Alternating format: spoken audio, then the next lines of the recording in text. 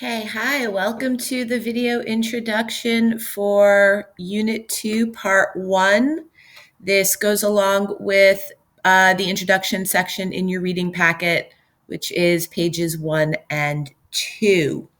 So, Unit 2 focuses in on the liberal and national revolutions that take place across what we are going to call the long 19th century.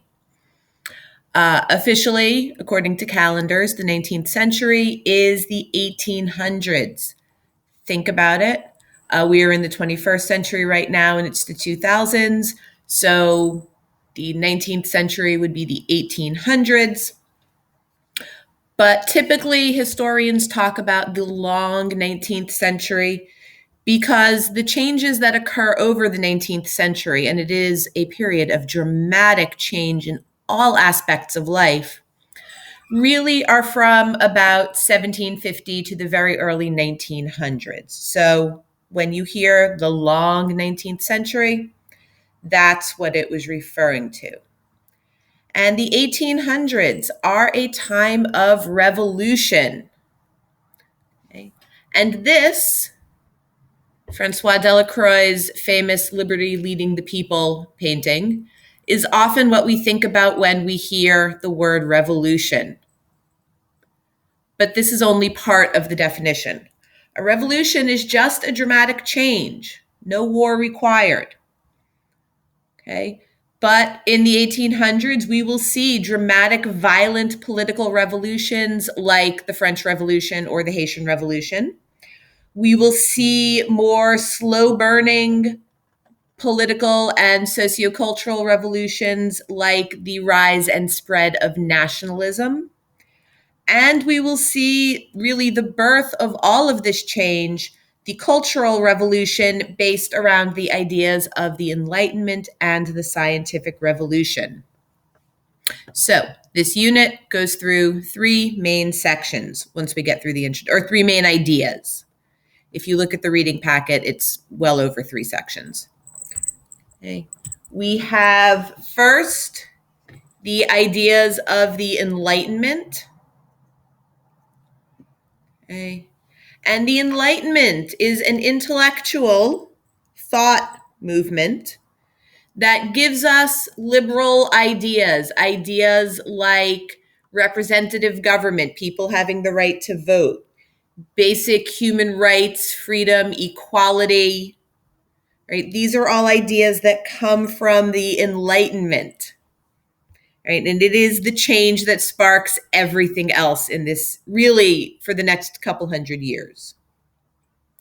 We will talk about political revolution. We will touch briefly on the revolution, the wars for independence in the Americas, the United States, Mexico, pretty much all of South America, and at least in the Caribbean, Haiti, right? But also revolutions in countries like France that are going to spark out of people being fed up with their absolute monarchs and wanting a different route. And lastly, we will take a look at the more slow-burning revolution that comes out of nationalism. Nationalism is both an ideology, a belief system, and a political force. Nationalism will be behind the efforts to unite some countries like Italy and Germany.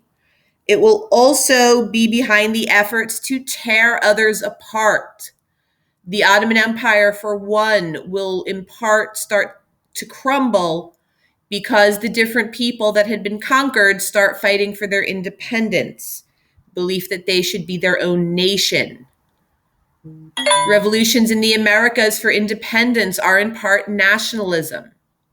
There are many reasons the United States fought for independence from Britain. Some of them are economic, some of them are political. But at one level, the United States wanted its independence because we no longer felt British. We were something new. We were American. Okay, that idea is nationalism.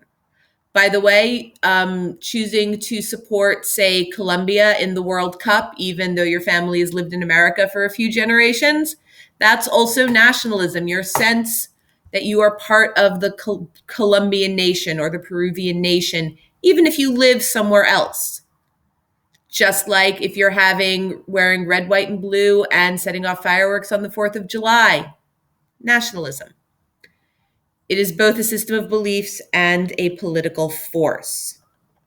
Okay. So this is, again, just a quick introduction to the unit. This goes along with the first 2 pages in the reading packet. So use it to sort of help guide you along.